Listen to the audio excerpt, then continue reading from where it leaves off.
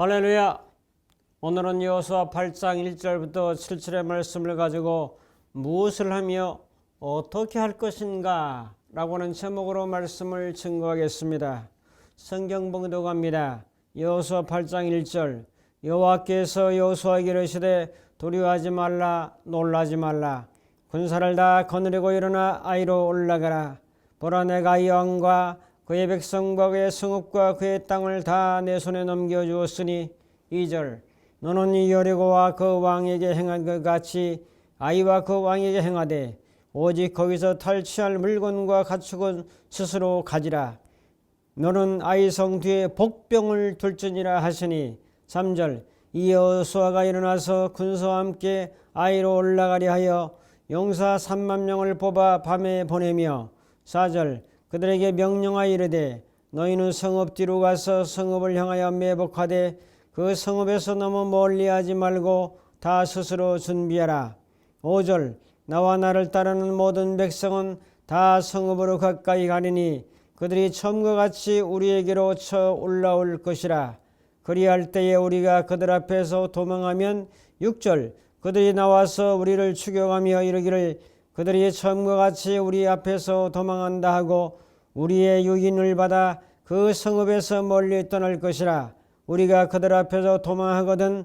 7절. 너희는 매복한 곳에서 일어나 그 성읍을 점령하라. 너희 하나님 여호와께서 그 성읍을 너희 손에 주시리라. 아멘. 마테호론의 북쪽 봉우리를 정복하기 위해서 세 사람의 탐험가가 모였습니다. 마텐호론은 알프스의 고산으로 4,478m의 아주 높은 봉우리입니다. 이들은 세계적으로 유명한 탐험가들이었습니다. 자신만만했죠. 이때 가진 마텐호론 북쪽 봉우리는 사람의 발길이 닿은 적이 없었고 또한 언론은 이에 대한 관심을 굉장히 가지면서 사람들이 들썩거리기 시작했습니다. 기자는 질문합니다. 첫 번째 사람에게 마텐호론 북쪽의 봉우리를 정복할 수 있다고 믿습니까? 첫 번째 탐험가는 대답했습니다. 제가 해온 최선을 다하도록 하겠습니다. 두 번째 기자 탐험가도 질문했는데 젖먹던 힘까지 보태서 반드시 해내겠습니다. 세 번째 탐험가에게 질문했습니다. 저는 마텐호론 북쪽으로 가서 능선을 타고 첫 번째 계곡을 지나 봉우리를 정복할 것입니다. 험준한 봉우리를 정복하는데 성공한 것은 단 한 사람뿐이었습니다. 그 마지막으로 대답했던 그 청년이 꿈을 이루었습니다. 꿈을 이루는 데는 막연하게 최선을 다하겠다, 젖먹던 힘까지 다하겠다라는 것보다는 구체적인 계획과 방법을 세운 그 사람만이 꿈을 이룰 수가 있었습니다. 오늘 말씀은 이스라엘 백성들이 아이성을 공격해서 정복하는 사건을 소개하고 있습니다. 이스라엘 백성들은 요단강을 건넌 다음에 제일 먼저 만난 성이 바로 여리고성입니다. 난공불락의 여리고성은 하나님의 방법으로 한 바퀴씩 돌고 마지막 날 13바퀴를 돌면서 백성들의 함성과 또한 제사장들의 나팔소리가 오르서 큰 승리의 함성을 통해서 여리고성이 와르르르 무너져 정복을 했습니다. 이제 아이성이라고 하는 그런 성을 정복하기 위해서 제2차로 도전하게 됩니다. 그런데 범죄가 있는 곳에는 승리가 없다는 사실을 이제 우리는 이 말씀을 통해 깨닫게 됩니다. 그때 무슨 일이 있었는가 하면은 유다 지파 후손 중에서 이제 한 사람이 있었는데 그 사람이 아간이라고 하는 사람이었습니다. 아간이라고 하는 사람은 시날산의 투한벌과 은덩어리와 금덩어리를 자기의 장막 밑에 감추었습니다. 사람은 속일 수 있어도 하나님을 속일 수 없다는 사실을 아간은 깨닫지를 못했습니다. 한 사람의 범죄는 공동체에 영향을 주고 공동체의 승리를 오히려 패배로 만든다는 사실을 깨닫지를 못한 것입니다. 아간의 탐욕의 그림자를 인식하지 못하고 아이성을 공격을 아주 쉽게 여호수아는 생각했습니다. 그래서 많은 사람 보낼 것 없다. 그냥 한 3,000명 정도만 보내서 정복하라고 했습니다. 그러나 예상외로 어이없게도 참패를 당하면서 이스라엘 백성들 36명이 죽음을 당하고 패배하게 됩니다. 여리고성을 정복한 그 사기충천한 용기를 이제 앞세워서 아이성 같은 것은 가서 발로 밟아버리면 될 것 같은 기세였는데 패배하다니 기막힌 일이 아닐 수 없었습니다. 여호수아는 옷을 찢고 이제 장로들과 더불어서 땅에 엎드려 기도했습니다. 하나님은 응답하십니다. 이스라엘이 범죄하여 나의 언약을 어겼다. 온전히 바칠 물건을 가지고 가고 도둑질하며 속이고 그것을 그들의 물건 가운데 두었느니라고 말씀해 주셨습니다. 결국 제비를 뽑고 뽑아서 이제 유다 지파의 아간이 제비 뽑혔고 아간 때문에 이 범죄의 결과로 아이성 공략에 실패했던 것을 깨달았습니다. 그 결과로 아간은 아골이라는 골짜기로 와서 돌 팔매질로 돌로 침을 받았고 그가 가지고 있는 물건들은 다 살라버렸습니다. 탐욕의 종착역은 죽음으로 정리된 것입니다.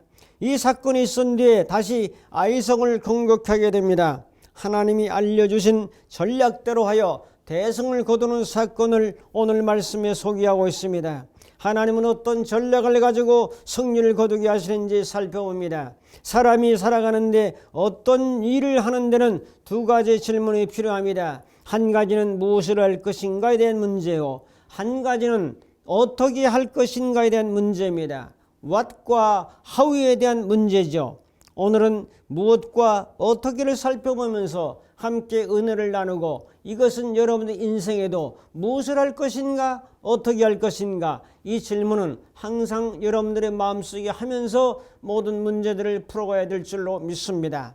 첫 번째로 살펴볼 것은 무엇을 할 것인가 여기에 대해서 아이성을 정복하라 이렇게 이제 대답이 나옵니다. 아이성 정복이라고 하는 것은 하나님 뜻이었습니다. 하나님은 아이성뿐만 아니라 가나안 땅의 온 모든 성을 정복하고 승리하기를 원하셨습니다. 이 뜻을 여호수아도 알고 백성들도 다 알고 있었죠. 무엇을 할 것인가는 목적이요 목표입니다. 아이성을 정복하는 것은 목적이 될 수 있습니다. 목표가 될 수 있죠. 목적이라고 하는 것은 일을 이루려고 하는 목표나 나아가는 방향이 바로 목적입니다. 목표는 어떤 목적을 이루려고 하거나 어떤 지점에 도달하려고 하는 것이 바로 목표입니다. 그러므로 목적을 이루기 위해서는 목표를 설정하고 한 단계 한 단계 나아가야 된다는 것을 깨닫게 됩니다. 목표는 한 계단이요 목적은 저 위의 정상이 바로 목적입니다. 이제 이스라엘 백성들은 아이성을 정복을 하고는 목표가 설정되었습니다. 이 목표를 이루어서 아이성 정복과 승리하는 목적을 달성하게 되는 것이죠. 여러분의 인생의 목적은 무엇입니까? 사람은 이 목적이 있어야 되는 거죠. 그러므로 성경은 말합니다. 고린도전서 10장 31절에 먹든지 마시든지 무엇을 하든지 다 하나님의 영광을 위해서라고 말씀하고 계십니다. 바울은 하나님의 영광이 바로 그 인생의 목적이었습니다. 인생의 목적을 하나님의 영광을 드러내는 것을 두고 살았습니다. 나 인생의 삶을 통해서 하나님의 영광을 드러내는 것을 내 인생의 목적으로 삼으면 얼마나 좋겠습니까? 이방인의 사도요 또한 이방인들에게 확실하게 복음을 증거해서 영혼을 후령하는 것을 자기 인생의 목적으로 삼았습니다. 영적인 목적이 확실한 분이었습니다. 세상 사람들의 목적은 어디에 있죠? 세상 사람들의 목적과 목표는 돈에 가 있습니다. 돈을 소유하면 이 세상에서 모든 것을 얻을 수 있고 사랑도 얻을 수 있고 행복도 얻을 수 있다고 생각합니다.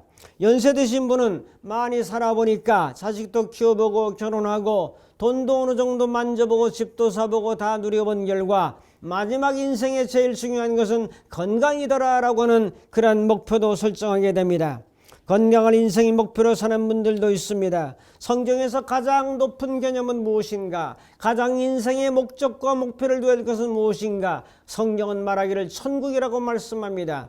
예수님께서도 제일 먼저 말씀하시기를 회개하라 천국이 가까웠느니라 하시면서 천국 이야기를 하고 있는 걸 보면 예수님이 말씀하신 그 개념도 천국을 이루기 위해서 회개라는 과정의 문을 통해서 천국에 다다른다고 말씀하고 있지 않습니까?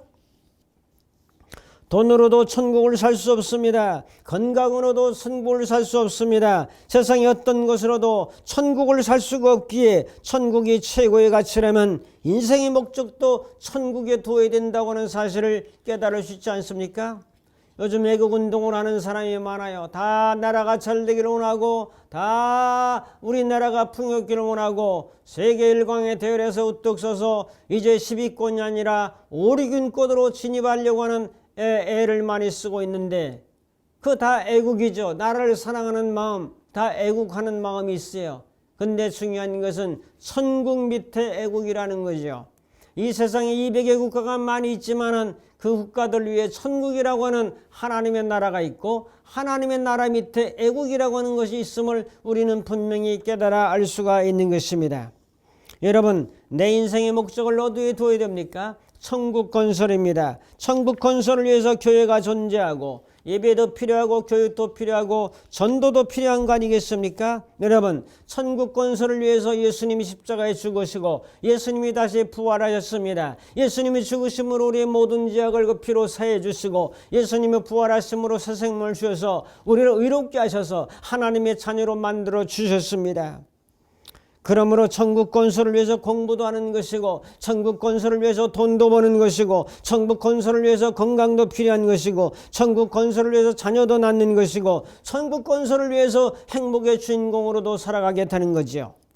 여기서 이것이 서 있을 때 바로 이것을 인생관이 서 있다, 가치관이 서 있다, 내세관이 서 있다, 신앙관이 바로 정립되었다라고 말할 수가 있게 됩니다.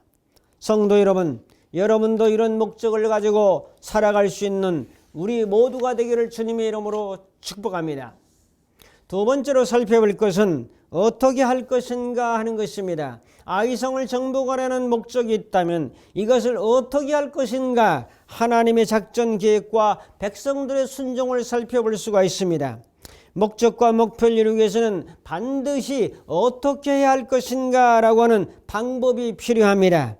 하나님이 제시한 아이성 공격 방법은 어떻게 하는 것이며 승리 방법은 과연 어떻게 됐을까? 오늘 성경은 말씀합니다. 오늘 사절은 말씀합니다. 사절을 통해서 작은 첫째로 살펴볼 것은 매복작전을 하는 어떻게입니다. 4절에 그들에게 명령하여 이르되 너희는 성읍 뒤로 가서 성읍을 향하여 매복하되 그 성읍에서 너무 멀리 하지 말고 다 스스로 준비하라. 매복하라고 하는 방법을 사용하십니다.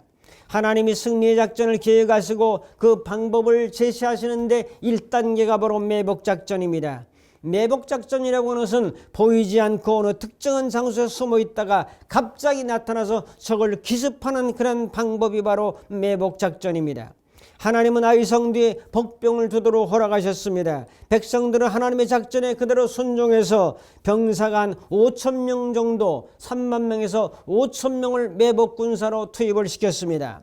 작은 두 번째로 유인작전을 벌이게 됩니다. 5절에 보시면 나와 나를 따르는 모든 백성은 다 성읍 아이성으로 가까이 가리니 그들이 처음과 같이 우리에게 쳐 올라올 것이라. 그리할 때 우리가 그들 앞에서 도망하면 그들이 나와서 우리를 죽여가며 이르기를 그들이 처음과 같이 우리 앞에서 도망한다고 우리의 유인을 받아 그 성읍에서 멀리 떠날 것이라. 우리가 그들 앞에서 도망하거든. 무슨 말씀이죠? 유인작전입니다. 아이성에 이제 경극에서 들어갑니다.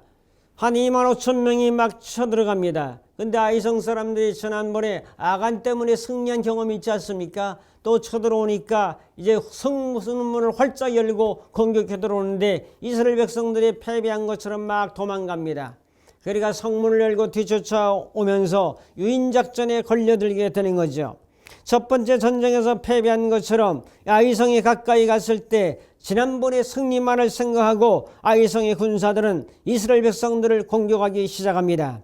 이스라엘 백성들은 패배한 척 했다는 유인작전을 쓰게 되는 거죠.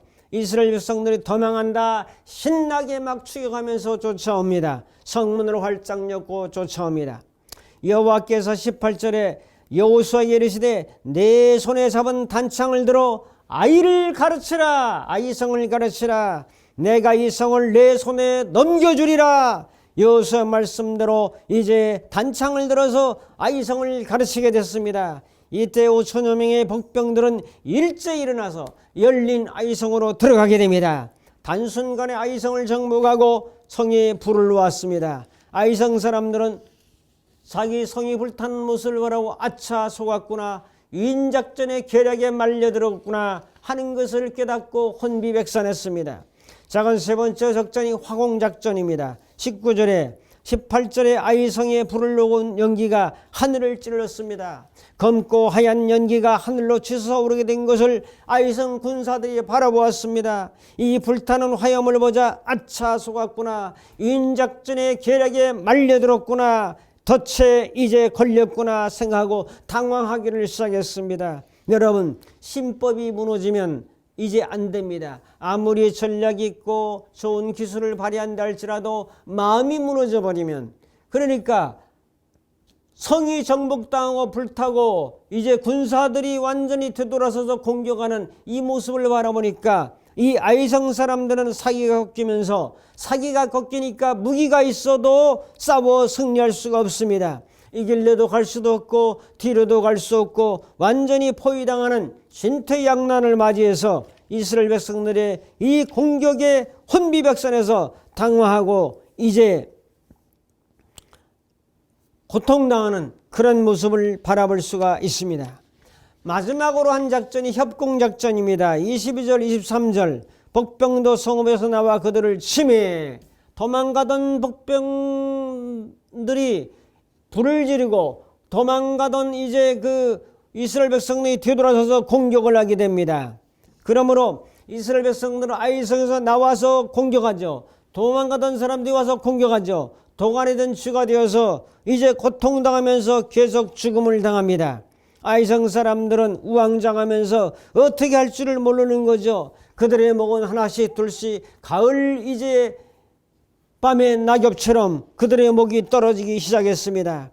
이날 죽은 사람의 숫자가 1만 2천 명입니다. 어제 승리에 취한 자만이 오늘의 패배를 자초했다는 사실을 이들은 미처 몰랐습니다.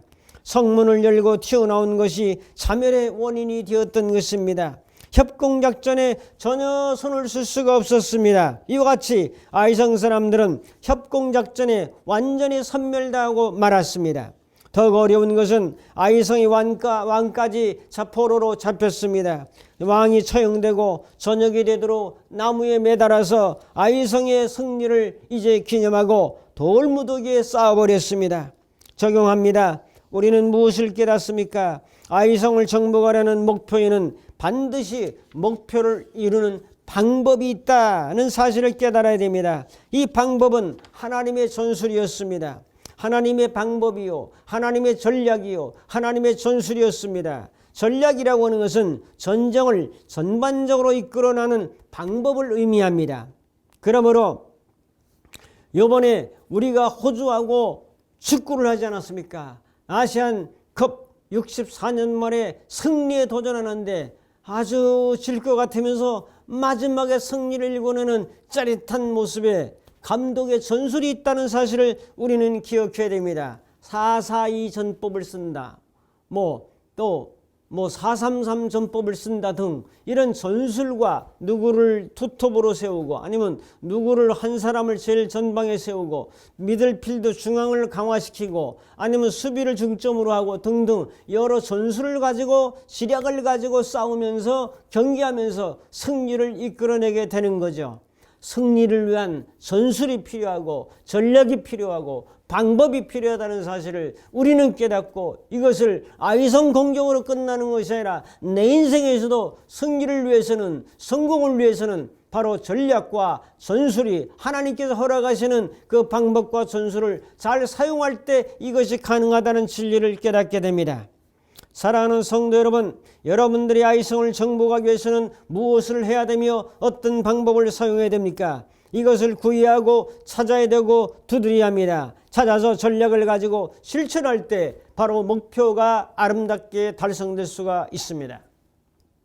세 번째로 목표와 전략을 사용한 결과입니다. 목표는 아이성 정복이요, 바로 전략은 방법인데 이것을 잘 사용하면, 목표와 이 방법을 잘 사용하면, what과 how를 잘 해나가면은 아이성을 정복하는 승리가 오게 됩니다.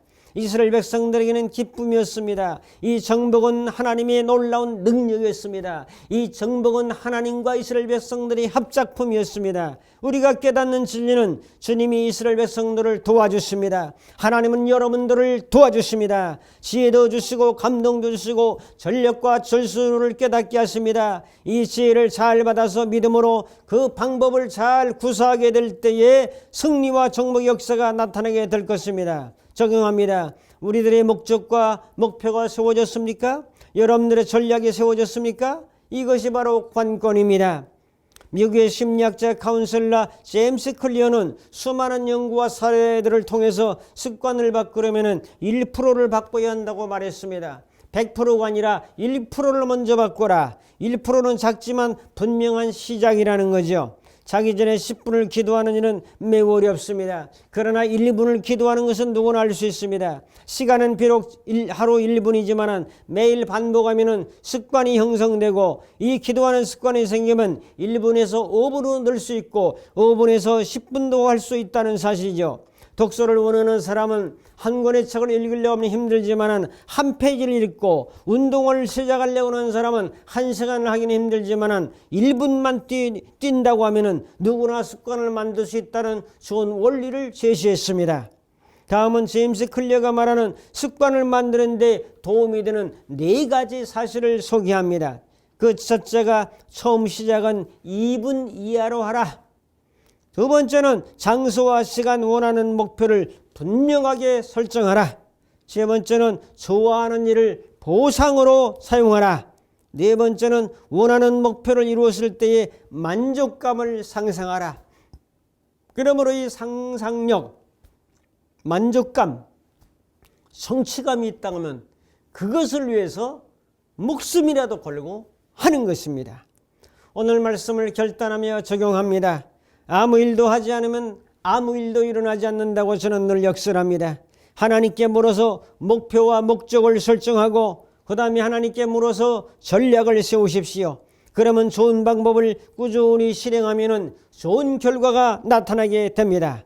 오늘 아이성의 정복의 목표와 매복작전, 유인작전, 화공작전, 협공작전을 통해서 이제 병법은 아니지만 이 아이성 정복의 놀라운 승리와 기쁨과 은혜를 경험했던 것처럼 여러분들의 인생의 아이성은 무엇입니까? 내가 정복해야 될 아이성은 무엇입니까? 내가 승리해야 될 아이성은 무엇입니까? 하나님께 그 목표를 설정하고 하나님이 주시는 방법들을 잘 사용해서 여러분들의 인생에 아름다운 승리와 정복과 은혜를 경험하며 살아가는 놀라운 역사가 나타나기를 주님의 이름으로 축복합니다. 기도하겠습니다. 자비로우신 하나님, 무엇을 할 것인가, 어떻게 할 것인가를 분명히 깨닫고 아이성 정복의 위대한 승리자가 될 수 있도록 우리 주님께서 인도하여 주옵소서. 예수님의 이름으로 기도합나이다. 아멘. 축도합니다. 이제는 우리 주 예수 그리스도의 무한하신 은혜와 하나님 아버지의 극진하신 사랑하심과 성령님의 감화 감동 인도 충만 교통하심이 무엇을 할 것이며 어떻게 할 것인가를 바로 설정하고 믿음의 승리자로 살기로 결단하는 모든 심령들 머리머리 위에, 저들의 가정과 섬기는 교회와 이민족과 전 세계 위에 이제부터 영원토록 함께 있을지어다. 아멘.